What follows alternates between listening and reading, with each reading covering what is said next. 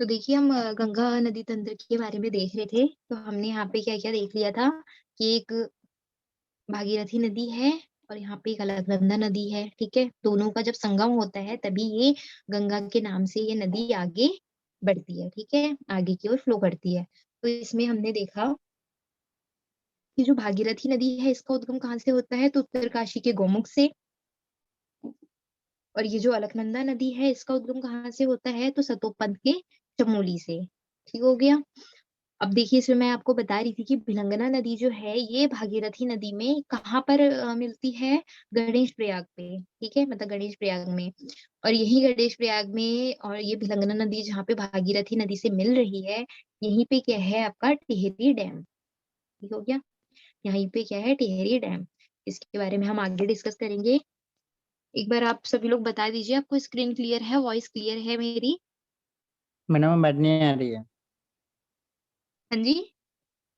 Madam आवाज आवाज आवाज नहीं आ रही है साफ साफ। और बाकी लोग बताइए, सभी को आ रही है? तो देखिए आप अपना एक बार कनेक्शन ट्राई कीजिए, जिसका भी नहीं हो रहा। सब लोग कह रहे हैं आ रही है। तो चलिए हम आगे बढ़ते हैं। तो यहाँ पे हमने देखा कि ये गणेश प्रयाग में भिलंगना नदी जहाँ पर मिलती है, यहीं पे क्या है आपका टिहरी डैम। ठीक हो गया। अब हम यहाँ पे अलकनंदा नदी को देखते हैं। देखिए अलकनंदा नदी में क्या है आपकी, इसको एक जिस हिसाब से मैंने इसको रेडी किया था, तो वो है आपका, देखिए शॉर्ट में जो प्रयाग है, ठीक है, VNKRD। ठीक है, देखिए सबसे पहले है आपका विष्णु प्रयाग, फिर है आपका नंद प्रयाग, फिर है आपका कर्ण प्रयाग, फिर है रुद्र प्रयाग, और यहाँ लास्ट में जहाँ पे ये दोनों नदियों का संगम होता है, ये क्या है आपका देव प्रयाग। और ये देव प्रयाग किस डिस्ट्रिक्ट में है? एनी आइडिया किसी को? क्योंकि यहाँ से भी क्वेश्चन आता है तो लोग कंफ्यूज हो जाते हैं। कंफ्यूज क्यों होते हैं? क्योंकि देखिए अब ये रुद्र प्रयाग तो खुद में ही है, रुद्र प्रयाग। ठीक है, और ऊपर के जो बाकी प्रयाग हैं वो कहाँ पर आते हैं, चमोली में आते हैं। तो लोग देव प्रयाग को भी किसमें कंसिडर कर देते हैं, चमोली में ही। ठीक है, तो जबकि देखिए रुद्र प्रयाग के बाद फिर क्या है आपका यहाँ पे। चमोली। देखिए माइक ऑफ कर लीजिए, जब पूछा जाए तब भी आंसर करिएगा। ठीक है, टिहड़ी गढ़वाल है। देव प्रयाग कहाँ पर है, टिहड़ी गढ़वाल में। एक बार मैं और क्लियर बना देती हूँ।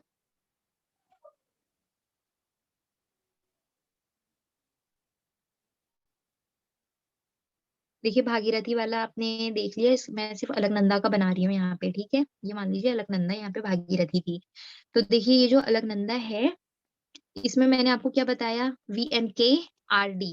यानी यहाँ पे क्या है, विष्णु प्रयाग, यहाँ पे नंद प्रयाग, यहाँ पे आपका कर्ण प्रयाग, फिर है यहाँ पे आपका रुद्र प्रयाग, और फिर लास्ट में है आपका देव प्रयाग। तो अब आप ये खुद देखिए, जब आप, इसीलिए मैं बार बार कह रही हूँ कि मैप देखना बहुत जरूरी है।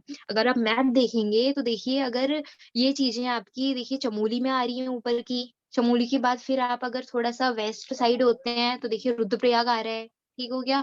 फिर थोड़ा सा और उसकी डायरेक्शन में जाएंगे वेस्ट की साइड, फिर आपका देखिए टिहरी गढ़वाल पड़ेगा। तो टिहरी गढ़वाल में ही आपका देव प्रयाग है, जहाँ पे यही भागीरथी और अलकनंदा का संगम होता है। और इसी के बाद ये जो धारा है, संयुक्त धारा एक धारा में होकर के बहती है, तो इसको गंगा के नाम से जाना जाता है। ठीक हो गया। अब देखिए यहाँ पे कौन कौन सी चीजें सबसे ज्यादा इंपॉर्टेंट है, पढ़ने वाली हैं, उसको हम देखते हैं। तो देखिए यहाँ पे पहला क्या था, विष्णु प्रयाग। ठीक हो गया। अब देखिए विष्णु प्रयाग में क्या क्या चीजें हैं, कि विष्णु प्रयाग में आपसे ये पूछ लिया जाएगा कि किस प्रयाग पे कौन सी नदी आकर के मिलती है। ठीक हो गया, और यही से क्वेश्चन बहुत बार आए भी हैं और आगे भी आने की पॉसिबिलिटीज हैं। ठीक है, तो देखिए विष्णु प्रयाग में है आपका पश्चिमी धौली गंगा। ठीक है, तो पश्चिमी धौली गंगा, इसको साथ साथ में लिख लीजिए आप लोग। तो पश्चिमी धौली गंगा, देखिए एक पूर्वी धौली गंगा भी है, लेकिन वो इसकी सहायक नदी नहीं है, वो हम आगे जब पढ़ेंगे अलग रिवर सिस्टम उसमें है वो। ठीक है, तो यहाँ पे ये है पश्चिमी धौली गंगा, तो यहाँ पे है ये विष्णु प्रयाग में आकर के मिलती है। और किस नदी में, तो ये कौन सी नदी है पूरी आपकी, अलकनंदा नदी। ठीक हो गया। अब देखिए उसके बाद एक और है, देखिए एक प्रयाग और है, हम देखिए 1 2 3 4 5, ये 5 प्रयाग हैं, ठीक है, सिर्फ 5 ही प्रयाग हैं यहाँ पे। एक प्रयाग और है आपका, वो इसके ऊपर है यहाँ पे, केशव प्रयाग, लेकिन वो इस पंच प्रयागों में कंसिडर्ड नहीं होता है।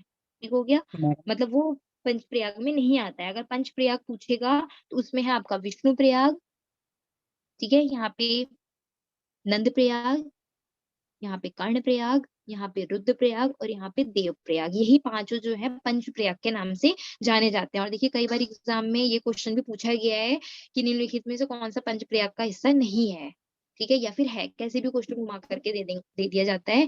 तो केशव प्रयाग यहाँ पर है जो कि पंच प्रयाग का हिस्सा नहीं है, ठीक है, मतलब ये पंच प्रयाग में नहीं आता है।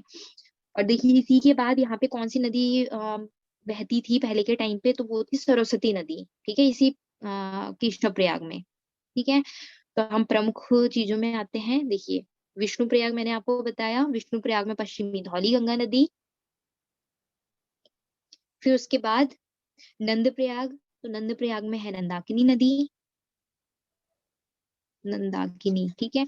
फिर देखिए कर्ण प्रयाग, कर्ण प्रयाग में है पिंडर नदी, ठीक है, ये पिंडर नदी कहाँ पर आकर के मिलती है, तो ये कर्णप्रयाग में। और ये कर्णप्रयाग किसकी सहायक नदी है, सॉरी, ये कर्णप्रयाग कहाँ पर आता है, किस नदी में, तो वो है आपका अलकनंदा, ठीक है। तो यहाँ पे ये सारी चीजें हैं, इसमें कंफ्यूज नहीं होना है। अब देखिए एक चीज और है कि ये जो पिंडर नदी है ना, इसी पिंडर नदी की एक और सहायक नदी है, उसका नाम है आटागाड़, ठीक है, आटागाड़। और ये एग्जाम में आया भी था इस बार के, ठीक है, आई थिंक एफआरओ या किसी में आया था ये। तो पिंडर नदी जो है आपका सहायक नदी है किसकी, अलकनंदा की। कहाँ आकर के मिलती है, तो कर्णप्रयाग में, ठीक है, और इसको कर्ण गंगा के नाम से भी बोला जाता है। जैसे देखिए यहाँ पे नंद प्रयाग है, तो नंद प्रयाग से आपको ये नाम ध्यान में रहेगा, नंदाकिनी। ऐसे ही कर्ण प्रयाग में है आपका कर्ण कर्ण गंगा, जिसको क्या बोला जाता है, पिंडर नदी के नाम से भी जाना जाता है। और इसी की प्रमुख सहायक नदी है आटागाड़, ठीक हो गया। फिर उसके बाद हम आगे बढ़ते हैं, तो यहाँ पर है देखिए रुद्रप्रयाग। अब इसी रुद्रप्रयाग की एक प्रमुख मतलब रुद्रप्रयाग में एक सहायक नदी आकर के इसकी मिलती है, एक नदी आती है, उसका नाम है मंदाकिनी नदी, ठीक है। एक और नदी आती है, उसका नाम है मंदाकिनी नदी। और ये मंदाकिनी नदी कहाँ पर, मतलब कि एक धाम है आपका केदारनाथ धाम, ठीक है, वहीं से ये नदी आकर के यहाँ पे मिलती है, ठीक है। अब देखिए इस मंदाकिनी नदी की एक और सहायक नदी है, उसका नाम है मधुगंगा, ठीक है, मधु गंगा। तो आप सभी ने इसको नोट करा होगा। देखिए हम आगे बढ़ते हैं। तो मधु गंगा हो गई आपकी ये मंदाकिनी नदी की सहायक नदी। उसके बाद हम आगे बढ़ते हैं, तो यहाँ पे क्या आता है आपका देव प्रयाग, ठीक है। और यही देव प्रयाग कहाँ पर है, टिहरी गढ़वाल में है। और यहीं पे देखिए ये भागीरथी और ये अलकनंदा नदी का संगम यहाँ पर होता है, ठीक है। उसके बाद की जो धारा है संयुक्त रूप से किस नाम से जानी जाती है, तो गंगा नदी के नाम से जानी जाती है, ठीक है। अब एक बार अगर हम गंगा नदी को थोड़ा सा और आगे बढ़ाए, मतलब ये वाली चीज यहाँ पे आप सब लोग ध्यान दीजिए, जो ब्लू लाइन है ना, ये क्या संयुक्त धारा है इन दोनों की। इसको मैं अलग से बनाती हूँ, तो एक बार उसको भी देख लेते हैं, तो आपको ये गंगा वाला जो है अच्छे से आ जाएगा। और देखिए आपने देखा ना, दोनों देवप्रयाग में मिल गई दोनों नदियां, अलकनंदा और भागीरथी। तो मुझे ये बताइए कि सास जो है और बहू, वो किस नदियों को बोला जाता है, या फिर भागीरथी को किस नाम से जाना जाता है, यही बता दीजिए। तो हम बढ़ते हैं आगे। तो देखिए देवप्रयाग, तो देवप्रयाग से ये गंगा के नाम से आगे बढ़ती है, फिर आगे ये यूपी, फिर इधर पश्चिम बंगाल जाते हुए बांग्लादेश में एंटर करती है, और बांग्लादेश से फिर उसके बाद ये कहाँ गिरती है, बंगाल की खाड़ी में, ठीक है।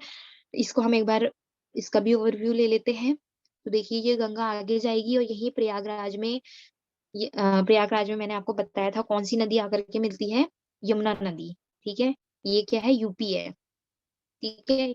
फिर उसके बाद देखिए यहाँ पे गोमती नदी आकर के मिलती है गंगा में, ठीक है, घाघरा नदी, गंडक, बूढ़ी गंडक, ठीक है, कोसी नदी।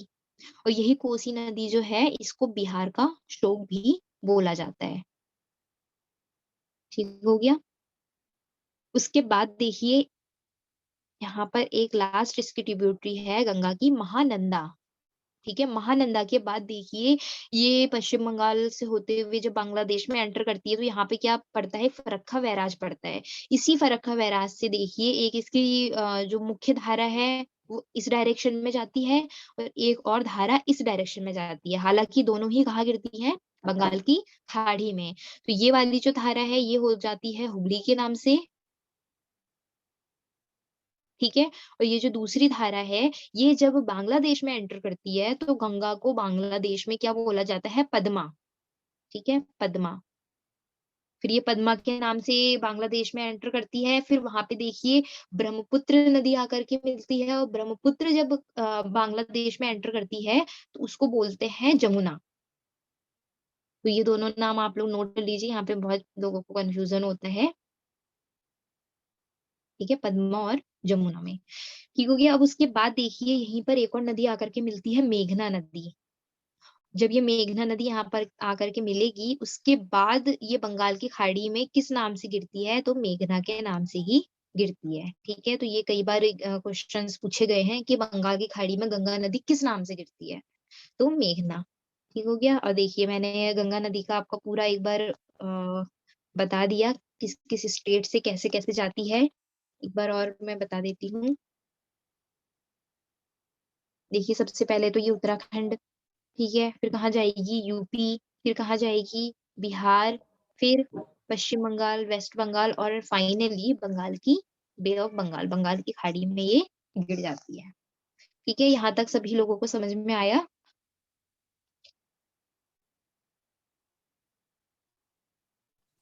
Yes ma'am. चलिए ठीक है, हम आगे बढ़ते हैं।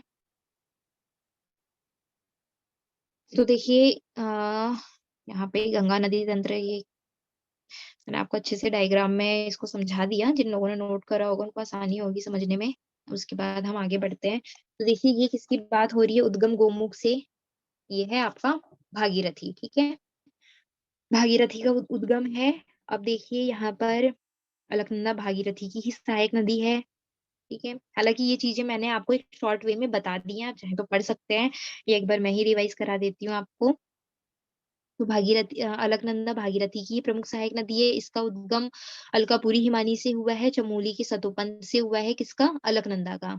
और मैंने भागीरथी का भी आपको बता दिया, हालांकि इसमें थोड़ा सा ये मिक्स मैच हो गया है, फिर भी देख लेते हैं। फिर उसके बाद कुछ किलोमीटर के पश्चात माड़ा गांव, जो कि भारत का अंतिम गांव है, इसके निकट इसमें सरस्वती नदी आकर के मिलती है। ये किसकी बात चल रही है, अलकनंदा की। ठीक है, मैंने आपको बताया ना केशव प्रयाग में, जो कि पंचप्रयाग का हिस्सा नहीं है, वहीं पे सरस्वती नदी आकर के मिलती है और सरस्वती नदी का उद्गम स्थल देवता है।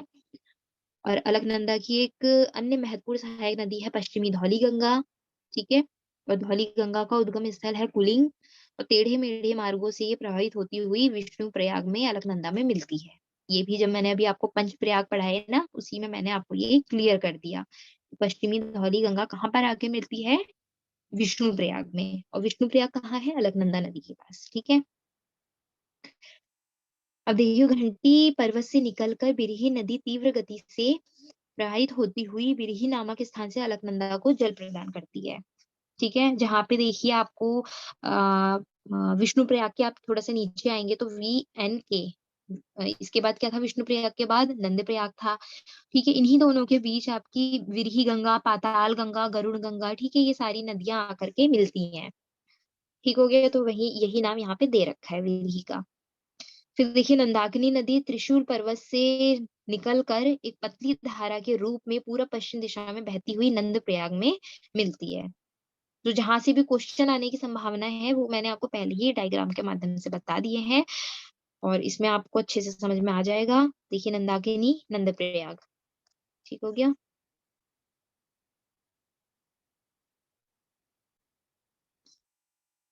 ठीक है, तो ये ही नंदाकिनी फिर अलकनंदा में मिलती है, नंद प्रयाग में। और नंद प्रयाग तक का अलकनंदा का प्रवाह क्षेत्र काफी विशाल हो जाता है।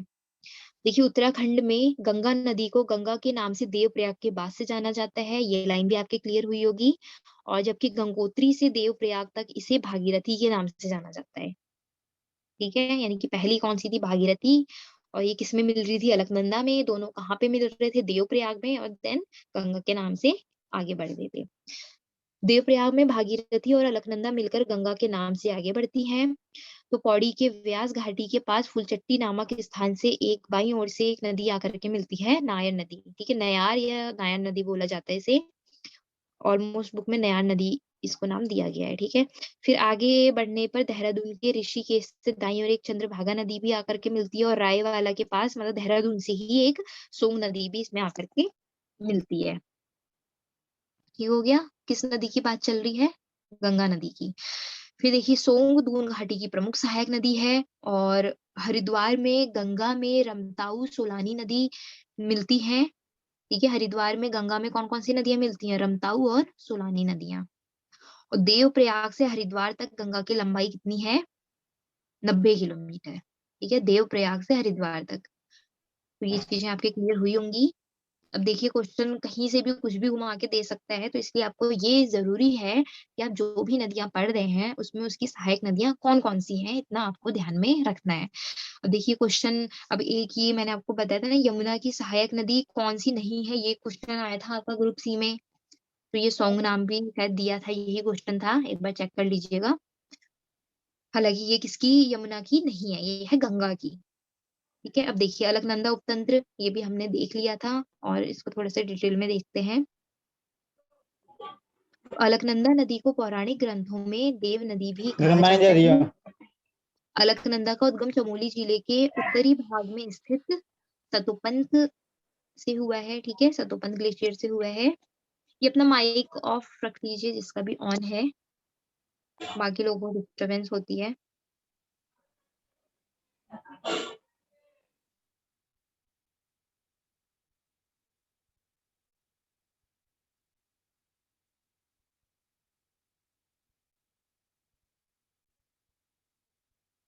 ठीक है, तो देखिए ये सतोपंथ से अलकनंदा के बारे में हम देख रहे थे।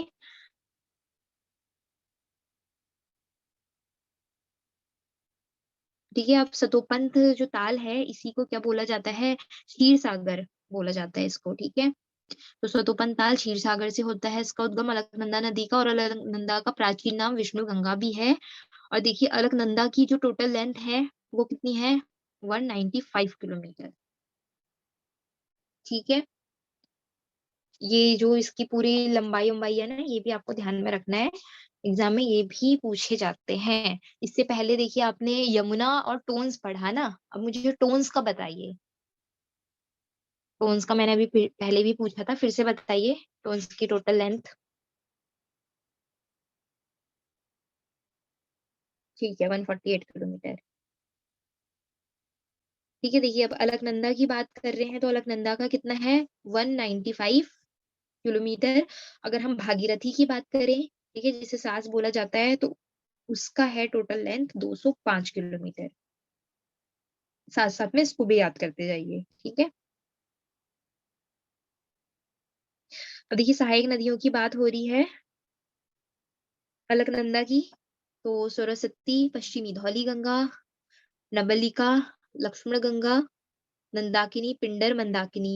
ठीक है, और अलकनंदा की प्रमुख सहायक नदियां जो है, इसको और डिटेल में देखिए यहाँ पे दिया गया है। सरस्वती नदी, ये मैंने आपको बताया ना कौन से प्रयाग में मिलती है? केशव प्रयाग में। ठीक है, अलकनंदा में इसका संगम होता है केशव प्रयाग नामक स्थान पर, किसका? सरस्वती नदी का। इसका उद्गम स्थल है देवताल झील। सरस्वती नदी पर दो बड़े पत्थरों से निर्मित भीम पुल भीम पुल भी माना जाता है, और ऐसा कहा जाता है कि स्वर्ग जाते समय भीम ने इस पुल को दो विशाल शिलाओं द्वारा बनाया गया था। खैर ये तो नहीं पूछा जाता है, ये एक ही क्वेश्चन आता है यहाँ से। ठीक है, फिर आता है ऋषि गंगा। ऋषि गंगा कहाँ पर है? तो देखिए अलकनंदा के संगम और बद्रीनाथ के निकट है ये। ठीक है, ऋषि गंगा, इसको ध्यान में रखिएगा। उद्गम स्थल नीलकंठ पर्वत, और सतोपन हिमनद से बद्रीनाथ धाम तक अलकनंदा की लंबाई इतनी है। हाँ, ये भी नहीं पूछा जाता है। उसके बाद आगे बढ़ते हैं। ठीक है, लक्ष्मण गंगा, तो देखिए लक्ष्मण गंगा इंपॉर्टेंट है थोड़ा सा। क्यों? क्योंकि देखिए जहाँ अलकनंदा नदी देख रहे हैं तो अलकनंदा नदी में जो सबसे पहली नदी, मतलब अलकनंदा में जो सबसे पहली सहायक नदी है ना, वो यही है, लक्ष्मण गंगा। और लक्ष्मण गंगा को ही हेमगंगा या पुष्पावती नदी भी कहा जाता है। ठीक है, हेमगंगा और ये पुष्पावती, किसको? लक्ष्मण गंगा को, जो कि अलकनंदा की पहली सहायक नदी है। ठीक है, ये भी ध्यान में रखिएगा। फिर उसके बाद देखिए पश्चिमी धौली गंगा। तो ये अलकनंदा से इसका संगम कहाँ पर होता है? विष्णुप्रयाग में। ये भी आपने देख लिया। पश्चिमी धौली गंगा की प्रमुख सहायक नदियां कौन कौन सी हैं? देखिए ऋषि गंगा, गणेश गंगा, गिरथी गंगा।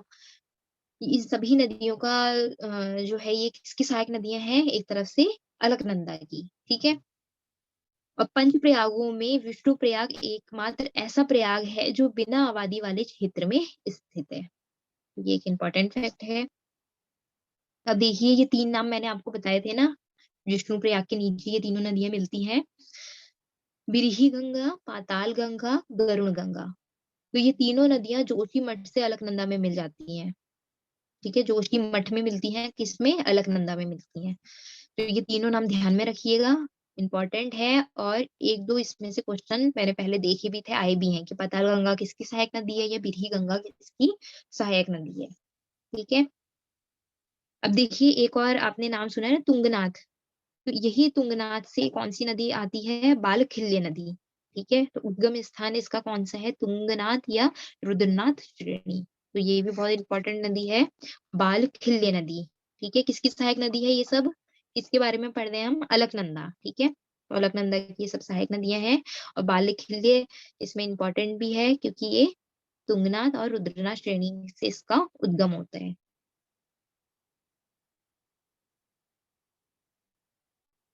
और जो बालखिल्य नदी है, ठीक है, इस ये जो है ये अलकापुरी में अलकनंदा से बालखिल्य नदी की प्रमुख सहायक नदी जो है मिलती है, इसका नाम है अमृत गंगा। ठीक हो गया। अब देखिए यहाँ पे वही सारी चीजें दे रखी हैं कि कौन से प्रयाग में कौन सी नदी आकर के मिलती है, इसको मैंने आपको डायग्राम के माध्यम से बता दिया है। ठीक है, फिर देखते हैं नंदाकिनी नदी, जो कि नंदप्रयाग में अलकनंदा से मिलती है। इसके बारे में थोड़ा सा जान लेते हैं। तो अलकनंदा की प्रमुख सहायक नदियों में से एक है नंदाकिनी नदी, और इसकी एक छोटी जलधारा के रूप में ये बहती है, और जिसका उद्गम उत्तराखंड में नंदा देवी नामक पर्वत से माना जाता है। और नंदा देवी पर्वत से निकलने के कारण ही इस नदी का नाम नंदाकिनी पड़ा। इस नदी का सफर उत्तराखंड के पर्वतीय क्षेत्रों तक ही सीमित है। और नंदाकिनी नदी नंदाकिनी गंगा नदी की 5 प्रारंभिक नदियों में से एक है, जो कि पंचप्रयाग का निर्माण करती है। ठीक है, पंचप्रयाग कौन कौन से? VNKRD, प्रयाग, नंदप्रयाग, कर्णप्रयाग, रुद्रप्रयाग और देवप्रयाग, ये क्या है? पंचप्रयाग है। माइक ऑफ करिए, सभी लोग अपना माइक ऑफ रखिए, फिर क्लास में डिस्टरबेंस होती है।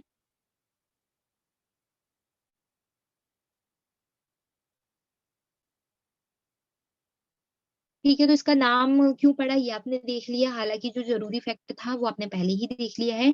और नंदाकिनी नदी नंदप्रयाग नामक स्थान पर अलकनंदा नदी से मिलती है, जो कि देवप्रयाग में भागीरथी से मिलने के बाद गंगा की जलधारा के रूप में प्रवाहित होती है। और नंदाकिनी के अलावा 4 अन्य नदियां भी उत्तराखंड के अलग अलग स्थानों पर अलकनंदा से मिलती हैं। ठीक है, अब देखिए इसका पौराणिक महत्व क्या है। ये छोटी सी कहानी के रूप में है ये, इसको आप लोग ऐसे ही ध्यान में रखिए, और जो फैक्ट है वो आपको डायग्राम के थ्रू याद हो जाएंगे। पौराणिक महत्व क्या है कि पवित्र नंदाकिनी नदी का स्कंद पुराण में इसका व्याख्यान किया गया है, महिमा मंडन किया गया है। नंदाकिनी नदी के तट पर स्थित नंद प्रयाग पंच प्रयागों में दूसरे स्थान पर है। पहले स्थान पर कौन सा है? विष्णु प्रयाग। ठीक है, और स्कंद पुराण के आधार पर नंद प्रयाग को कण्व आश्रम के रूप में जाना जाता है। ठीक है, यहाँ क्या था कि ये जो आश्रम किस लिए फेमस था, कि यह आश्रम दुष्यंत और शकुंतला की ऐतिहासिक कथा का साक्षी रहा है। और बस यही है। बाकी देखिए लास्ट वाला पॉइंट कि नंद प्रयाग का मूल नाम क्या था? कांदसू था। बस ये एक इम्पोर्टेंट फैक्ट है इसमें। अब देखिए भगवान नारायण जी ने यहाँ तपस्या भी की थी। अब आते हैं नंदाकिनी के तट पर बसे तीर्थ। तो गढ़वाल क्षेत्र के चमोली जिले के अंतर्गत मंदाकिनी के तट पर नंदप्रयाग में कई मंदिर और तीर्थ स्थल भी हैं, जिसके अंतर्गत प्रमुख रूप से नंदा देवी मंदिर, गोपाल जी का मंदिर और चंडिका मंदिर भी शामिल है। इसके अलावा नंदप्रयाग स्वयं में भी एक तीर्थ स्थल है और वहीं बद्रीनाथ धाम इस स्थल से कुछ ही किलोमीटर दूर है। ठीक है। अब मुझे बताइए कौन सी नदी थी जिसका उद्गम तुंगनाथ और रुद्रनाथ श्रेणी से हो रहा था? अलकनंदा की सहायक नदी थी ना वो, उसका नाम बताइए। तुंगनाथ और रुद्रनाथ श्रेणी अभी आपको पढ़ाया गया है। फटाफट इसका आंसर दीजिए, फिर आगे बढ़ते हैं।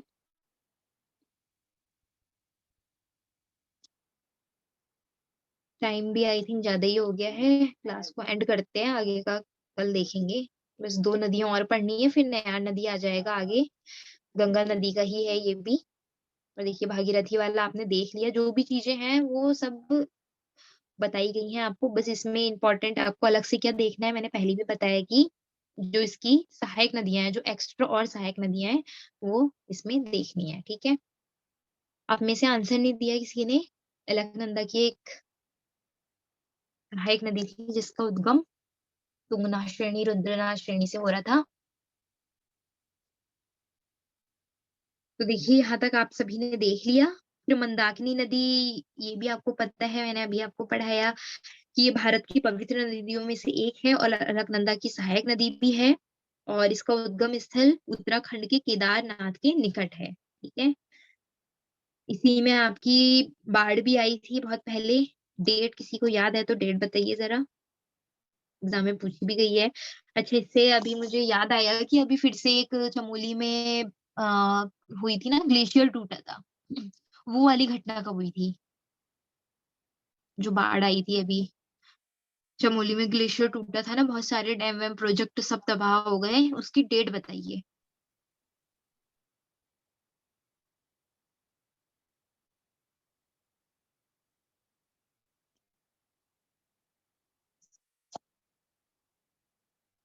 हाँ, 2021 की ही घटना है वो।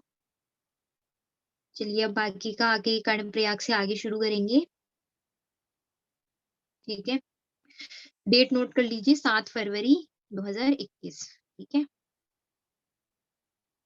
7 फरवरी 2021 जो चमोली में ग्लेशियर टूटा था ना आपका, धौली गंगा नदी में जो जल स्तर बढ़ गया था, इसके बारे में। इसको एक बार आप लोग देखिएगा भी, इम्पोर्टेंट है, आने वाले एग्जाम में इसको पूछा भी जाएगा। ठीक हो गया। तो सभी लोगों को समझ में आया आज की क्लास? तो फटाफट बता दीजिए, फिर क्लास को एंड करते हैं।